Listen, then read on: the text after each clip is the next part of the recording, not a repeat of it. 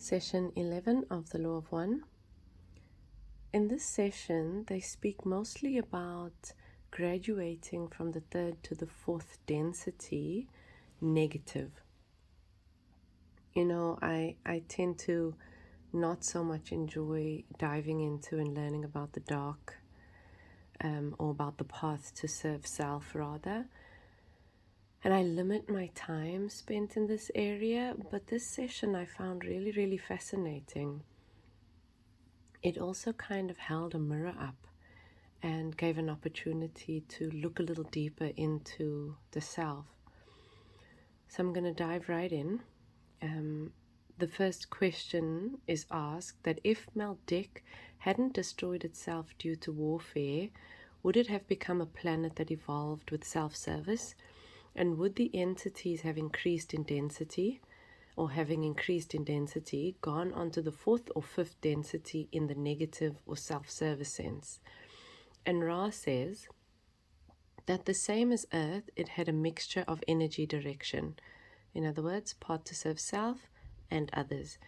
It would have likely been a mixed harvest, and a few would have moved to the fourth density in service to self, and some would have moved to the fourth density in service to others, but that the majority would have repeated the third density.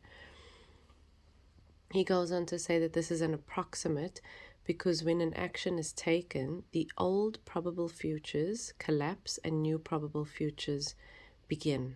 So anything that might have been possible for that future before that action was taken or that decision was taken, no longer exists because they've moved in a different direction now. The questioner asks, is there a planet behind our sun opposite in orbit to us that we don't know about? And Ra says there is a sphere, very cold in nature, but it shouldn't be called a planet because it is locked in the third density. So I'm not sure exactly what Ra considers a planet, but it seems that if it is not maybe moving towards some kind of ascension or on some kind of ascension path, striving for the next density, that it cannot be considered a planet. This is just my guess. Also, they don't talk more about this planet in this session, and I can't remember if they bring it up in a later session. So I'll just leave it here. If you have some thoughts, you're also welcome to share them. The questioner then asks, as our cycle ends and graduation occurs, is it possible for anyone to go from this third density to a fourth density planet that is service to self or negative? And then Ra says, yes, it is possible, but that the harvest will be small. The questioner then asks, can you tell us what happened to Hitler? And Ra says, Hitler at that time, the time of this being channeled, was in a healing process in the middle astral planes of your spherical force field, basically in the non-physical dimensions within the energy field around the earth. He was greatly confused, and although he understood that his vibrational state would change when he died, he still needed a lot of care and assistance during his transition. It almost makes you feel a little bit of compassion if you look from a high enough density. The questioner then says, is there anyone in our history who went to a fourth density self-service planet or who will go there? And Ra says there is a small number that has been harvested. However, a few have penetrated the 8th level, which is only available from the opening up of the 7th level through the 6th. That penetration into the 8th, or intelligence infinity, allows the mind-body-spirit complex to be harvested at any time during the cycle. I find this quite interesting because it makes me wonder how much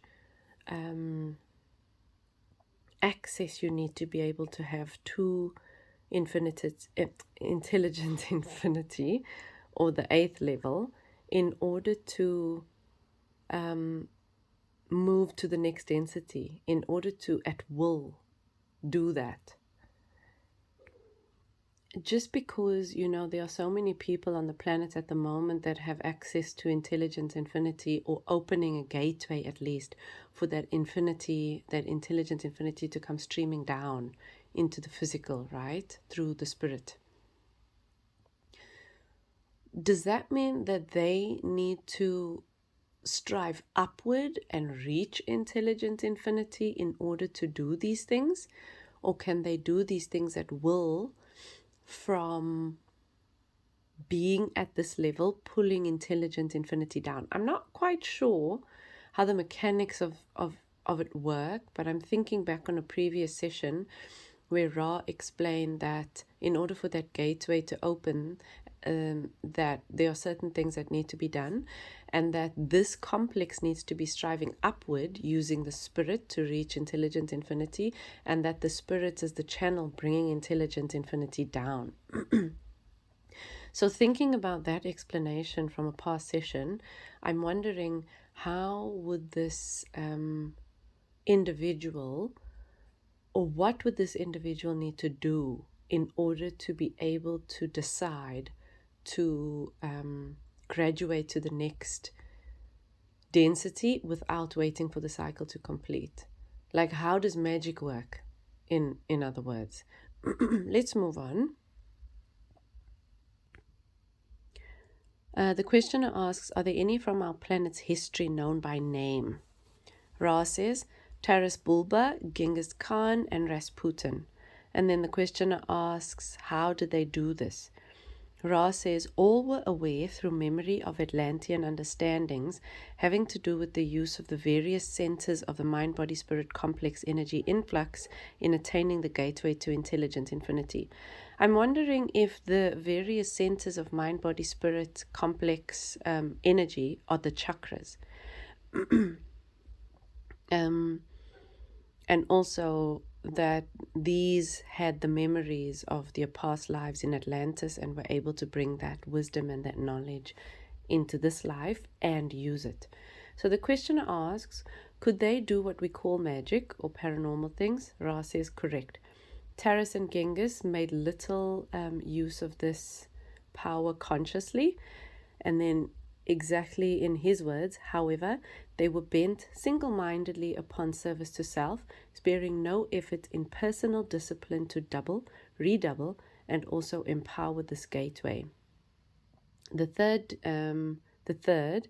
being Rasputin, was a conscious adept and also spared no effort in the pursuit of service to self. So basically, Rasputin was magical consciously and practiced it, but the other two, Taras and Genghis, were not. They had the ability, but they didn't use it consciously. The questioner asks where they are now. Ra says that they're in the fourth dimension in pursuit of the understanding of the law of one through service to self. One of them is in the Orion group, the other in Cassiopeia, and the other in the Southern Cross. And then Ra says, we don't have the vocab for the geometric calculations necessary to transfer this understanding to you. So basically, we can't explain exactly where they are because there's no language for that. And then the questioner asks, who went to the Orion group? Ra says, Genghis Khan. And then the questioner, what does he do there? Ra says he serves the Creator in his own way. The questioner asks, can you tell us precisely how? And Ra says, yes, but remember that all beings serve the Creator. So Ra keeps reminding the questioner as well, remember, drop the judgment. He says that Genghis is in a physical light body, and his job is to spread ideas and techniques related to thought control to the Crusaders. So he's basically a shipping clerk that organizes and distributes ideas. Shipping clerk is the word that Ra uses. The questioner asks, what do the Crusaders do? And Ra says they move in chariots to conquer planetary mind-body-spirit complexes before they reach the stage of achieving social memory.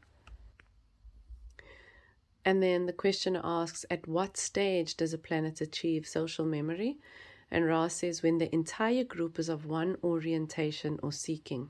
And then in his words, the advantages of this complex are the relative lack of distortion in understanding the social beingness and relative lack of distortion in pursuing the direction of seeking, for all understanding distortions are available to the entities of that society.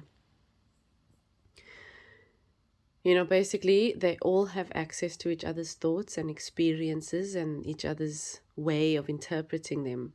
And so it's all shared. And because of this, they have more to draw from when understanding or navigating that reality, which I think is really a superpower. We're not fighting each other anymore because now we're all moving in the same general direction. And we can see through each other's experiences how certain ideas, perspectives, actions, beliefs play out from a limited sense. And so now when we combine all our experiences, think about yourself as an individual, all the selves that make up the person that you are today. Yourself as a toddler learning in that way. And then yourself as a primary school going kid or an elementary school going kid, learning in that way and navigating the world in that way. And then as a high school kid, and then as a working or university or college student, and then as a working person, and then in your 30s, and if you're in your 40s and in your 50s, how you viewed the world at each of those different stages, what your perceptions were and how you were making decisions from the limited perspective, how your decision making has changed as you have developed more experiential knowledge, and how you are able to navigate the world with more wisdom or navigate life with more wisdom because of that experience. So now that, imagine being so many other lives and lifetimes. Yeah, so I think that's hopefully that helps to imagine what it might be like to be a social memory or part of a social memory. Social memory complex. Moving on. And then the questioner asks, so we have crusaders from Orion coming here for mind control purposes. How do they do this? Ra says, they follow the law of one, observing free will. Now this is where it gets really interesting, as well as provides a great opportunity to take a deeper look into the self. Ra says that contact is made with those who call. And those on the planet then, or those on that planet then spread their attitudes and philosophy of their understanding of the law of one, which is service to self. They become the elite. And then in Ra's words, through them, the attempt begins to create a condition whereby the remainder of the planetary entities are enslaved by their own free will. So, I've seen some things about this through other spiritual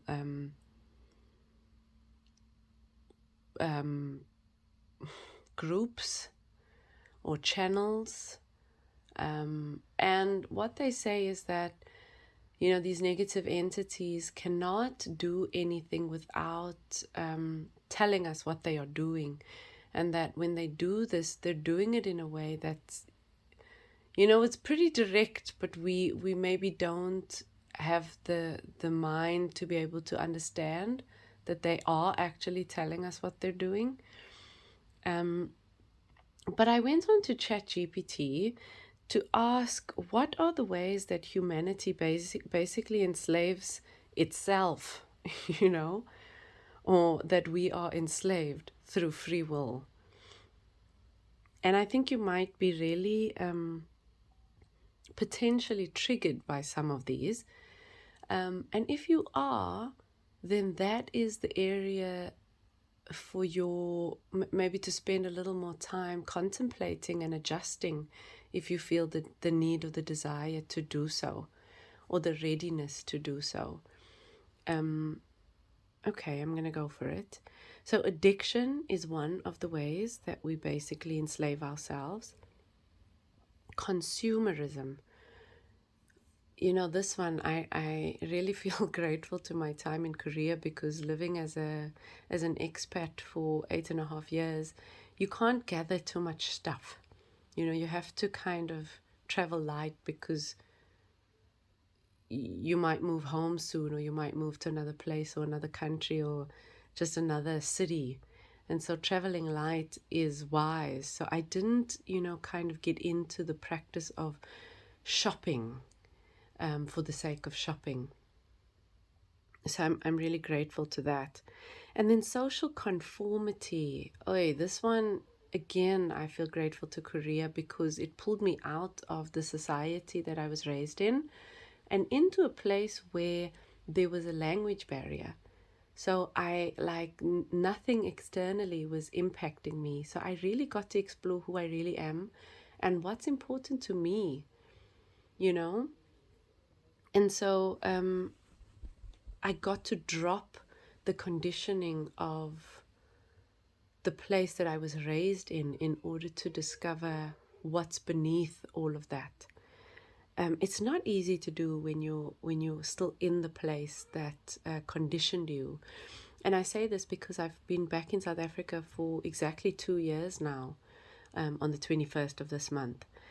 And goodness, I could certainly feel that impact begin to take hold again. And so I've been spending, I guess, the last few months shaking that again, which is also what brought me back to this text. So I'm happy to share it with you guys. The next being procrastination and perfectionism. Never could have seen these as enslavement, but it makes perfect sense. Perfectionism, being something that there is so much fear of judgment. When I think about myself, I took 4 years to share my book, or to eventually publish my book, but it was because it needed to be perfect, and still it is not perfect. But eventually I just had to get over it and just publish it as it is, and maybe do something different on the next one and just keep improving. But that perfectionism really in the past has kept me trapped in this inability to take any action toward whatever I desire, or whatever I feel inspired to take action toward, that fear of judgment. And then fear of change. This is a big one. Ideological dogmatism, or rigid beliefs. I mean, we're currently riddled with this. Even people in spiritual communities, they begin to take on these philosophies as a religious practice or belief, and then impose that on others. So I think this is a big one. That's probably one of the biggest: social conformity and ideological dogmatism. And then career choices, toxic relationships. This one, the fear of being alone, the fear of being abandoned, and so staying in a situation that is not serving you because of that fear. And again, a lot of it comes from social conformity. So much of this boils down to society. In fact, probably all of it. Maybe there's a few little things here and there that are encoded in our DNA. But I think the majority of these are all us enslaving ourselves of our own free will, or by our own free will. Social media and technology. I think we know. So I'll leave it there. Moving on. The questioner asks, can you give us names?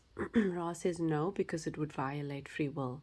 But if you look at those entities with the distortion toward power, you may discern for yourself.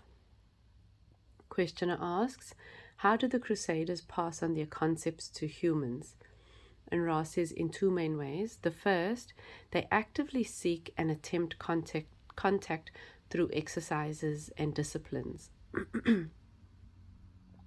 The second would be others whose gateway is naturally opened and need little training. So, for me personally, how I seek connection or access to higher consciousness beings or to intelligent infinity is through meditation and through certain mental disciplines, observing the thoughts, don't believe the thoughts, see God in all things, that kind of thing. And so I don't know exactly what their practices would be, but maybe something similar in contemplation and in maybe meditation. Not sure. But anyway, he says that both seek ways to manipulate others for the purpose of service to self. And then the questioner, what type of information is passed on from the Crusaders to these people? Ra, information regarding the law of one orienting towards service to self. So this information may be technical, just like the Confederation has provided for those on the path to serve others. And that this technology provided is for the control and manipulation of others for the purpose of serving the self. The questioner asks, do you mean that some scientists received technological information telepathically that can be made into a usable gadget? Ross is correct, but many scientists create them with positive intent, but are then changed into destructive tools by other scientists of a negative orientation. Ra asks, or rather the questioner asks, is this how we learned of nuclear power, both positive and negative orientation? Ra says correct. The entities who gathered the scientists were mixed, and so were the scientists, but most of them were positive. But there was one extremely negative entity among them. So the questioner says, is he or she still incarnate? And Ra says yes. Questioner says, I guess you can't share their name with us then. And then he asks, where did Tesla get his information? Ra says, from the Confederation sources, or from Confederation sources who wanted to aid this angelically positive entity in bettering the existence for all man. They use the word angelically positive. Unfortunately, like many wanderers, the third density caused this entity to become extremely distorted in his perceptions of other humans, which hindered his mission, and as a result was perverted from its purposes. This is also one of those phrases, or one of those places in the book that kind of hold that mirror up, maybe to any light worker. Why are you doing what you're doing? And not just why are you doing it, with what spirit are you doing it? That an angelically positive entity could be tainted in the third density. It's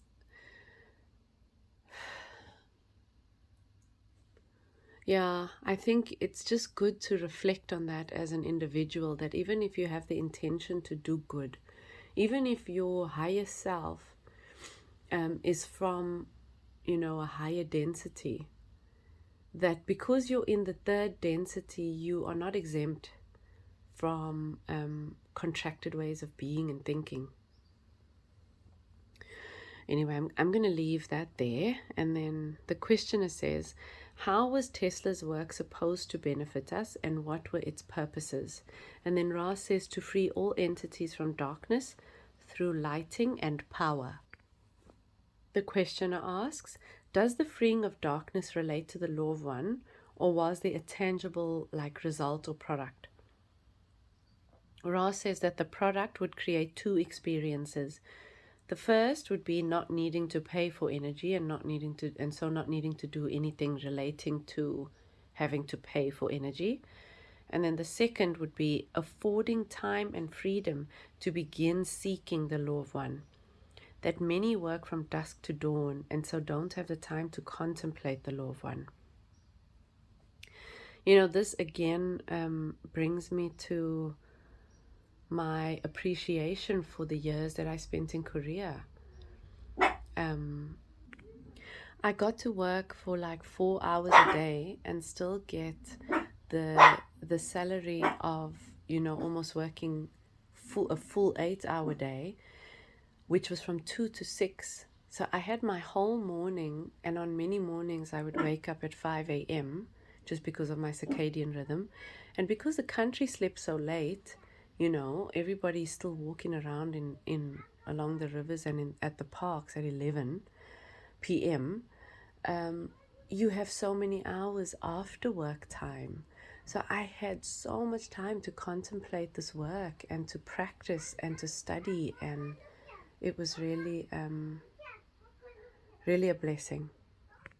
So the questioner asks, what about the Industrial Revolution? Was it planned this way? Ra says this is the final question. Yes, the Wanderers incarnated in several waves in order to bring into existence the gradual freeing from the demands of the diurnal cycles, the daily cycles, and lack of freedom of leisure. Again, going back to the previous point. The questioner asks for a final quick question. Why do the Crusaders from Orion do this? What is their ultimate objective? And then in Ra's words, to serve the self is to serve the all. Again, a reminder. The service of the self, when seen in this perspective, requires an ever-expanding use of the energies of others for manipulation to the benefit of the self with distortion towards power. Aaron Abke talks in his series about how much effort it takes for a entity to graduate to the fourth density on the path to serve self, compared to those who are graduating on the path to serve others. That you need a much higher percentage, or you need to be much further down the line toward the negative in order to graduate, as opposed to being on the path to serve others. They will come to this later in the series, but I thought, it was just an interesting little thing to pull in from the future, that it's actually really hard work to be on the path to serve self as opposed to being on the path to serve others. Okay, so I'm going to leave it there and hope you guys got whatever little nuggets were for you in this session, and wish you a wonderful day. Much love.